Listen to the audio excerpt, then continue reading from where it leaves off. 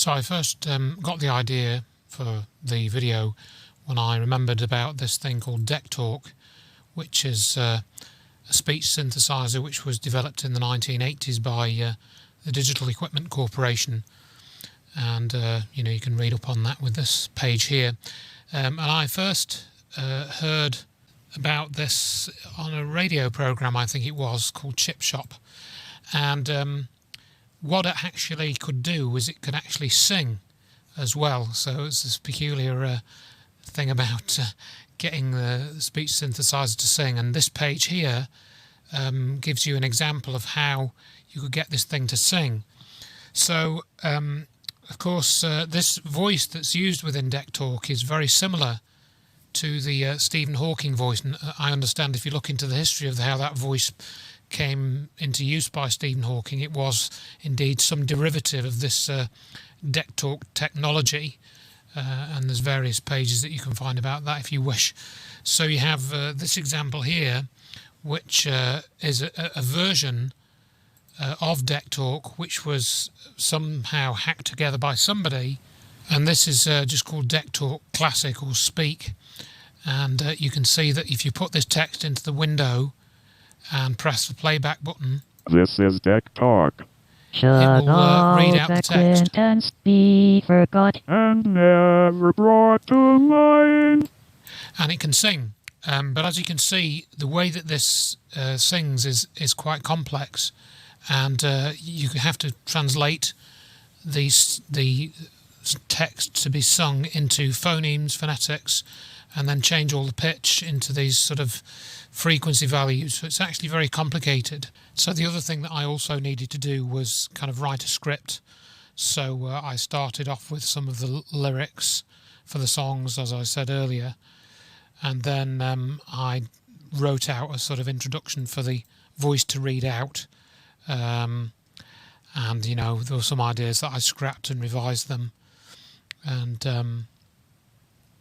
I ended up with an outro sequence where that he says what's going to be on next week, which of course is just a joke, and that's the list of songs that I came up with, the spoof songs, some of which are obviously pretty obscure. Some people will get some of those more readily than some of the others, because one or two are sort of based on my own musical tastes. Like, for example, Floodlight Shadow. People might not know what that refers to, which of course is Moonlight Shadow by Mike Oldfield from the early 1980s. That was quite a big hit in the UK, and that's a song about the death of John Lennon, the Moonlight Shadow song. And some of these I scrapped, but my favourite one, I think, was the Trick It to the Moon by the Electric Lights Orchestra, which is obviously quite close to the real song title, if you're familiar with that.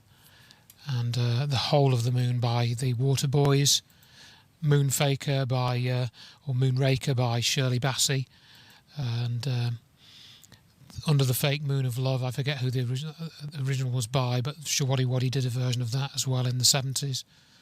Bad Moon Hoax Risen rather, that's of course I See a Bad Moon Rising by Creedence Clearwater Revival, which of course is the song that's used during the chart rundown, or got a little version of that which was I edited on the MIDI section to make it a more sort of appropriate for the chart rundown. Not Walking on the Moon, of course, The Police, Walking on the Moon. I changed it to the Blue Fleeces because obviously slight similar sound to the Police. And then Blue Moon became Glue Moon, and I can't remember who did the original of that. And Moonlight Serenade, which was of course the Glenn Miller tune, and I just changed it to be The Projectionist. So some are closer to the original song title and closer to the original artist than others, but there we go. That was just me trying to be sarcastic and satirical. So there we are. And I wanted to try and get reworked versions of two songs done with this voice. So the two songs that I was interested in were Fly Me to the Moon and Man on the Moon. So that became a little bit difficult to get the whole song in that format. It would have taken a long time to translate all of that.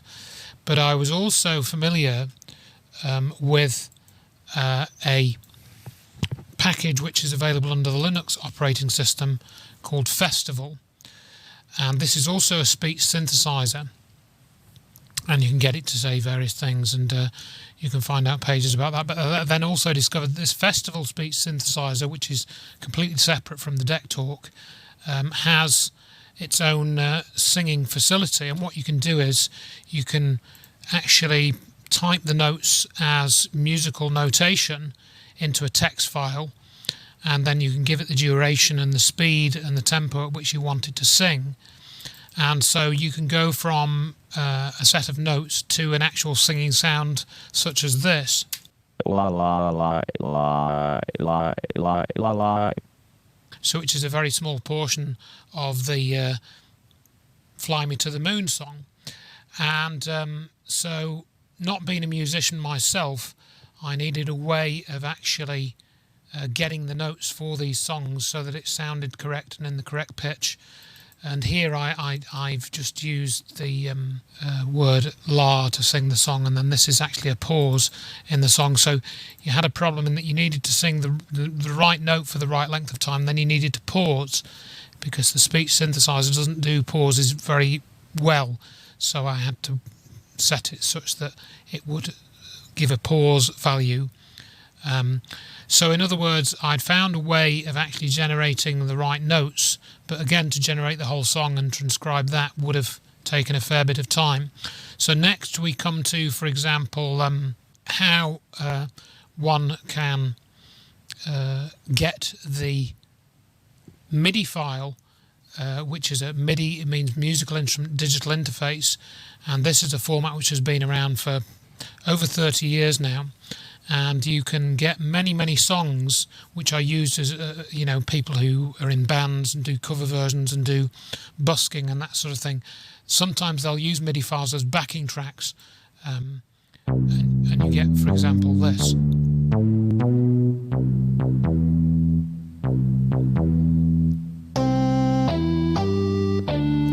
So that's a fairly basic MIDI track, and this of course is the Man on the Moon song by REM. And I then found out that you can load these into the Mixcraft software which I have, which is a bit like GarageBand on the Mac. So if you get a fairly decent, if I put in a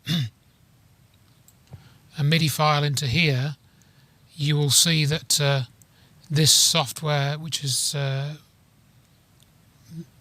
allows you to edit music together, you can see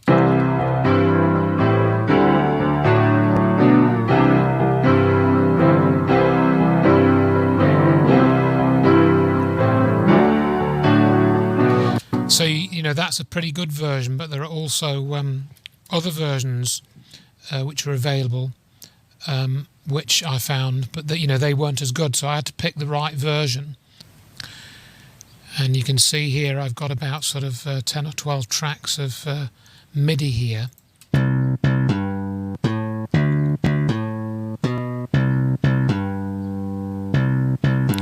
And then you can, for example, change the instrument that's played on, and I could change that to be an acoustic guitar, for example, or an electric guitar, such as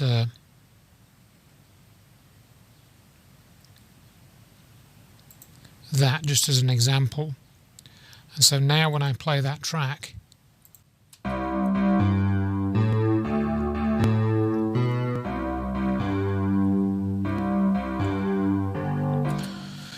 so that allowed me to have the correct notes, but you'll find that one of these tracks, when you actually get the MIDI track, quite often is a vocal track.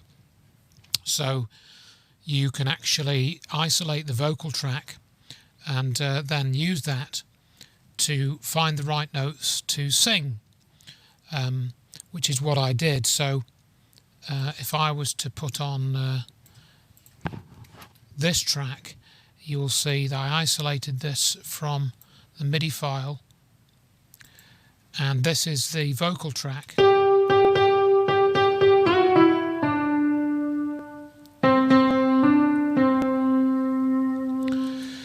So that meant that I'd got all the notes which needed to be sung, and so I then needed a way for actually converting that to work in the speech synthesizer, which is when I came across this program here called MIDI CSV, and that actually takes the MIDI files which have been played on a keyboard, and this allows you to see the notes that are actually played in terms of C3, C1, G2, whatever it is, F sharp and so forth. And I was then able to convert that program such that it allowed me to generate the correct format of notes for the festival speech synthesizer. So I loaded that vocal track which I'd isolated from the MIDI file into this program. That then gave me all the correct timing and the note sequence, and for example, I ended up with this file. Initially, of course, I just had the words just as la, so I had the note sequence, and then once I got the note sequence, I then had to put in the actual words then to accompany those notes, so I ended up with this. Neil Armstrong talked about the truth's protective layers. When I bring this matter up, it's met with angry stares. So now I say, please be true and recognize you've been fooled. So once I'd got that, I then had to convert that into what's called a WAV file, which is a sound file that's used on most platforms now. So I was able to get a set of WAV files, which were the speech synthesizers singing, and then I was able to load these back into the music editor Mixcraft, and so you can see here that I've got the various bits of the song on this top track.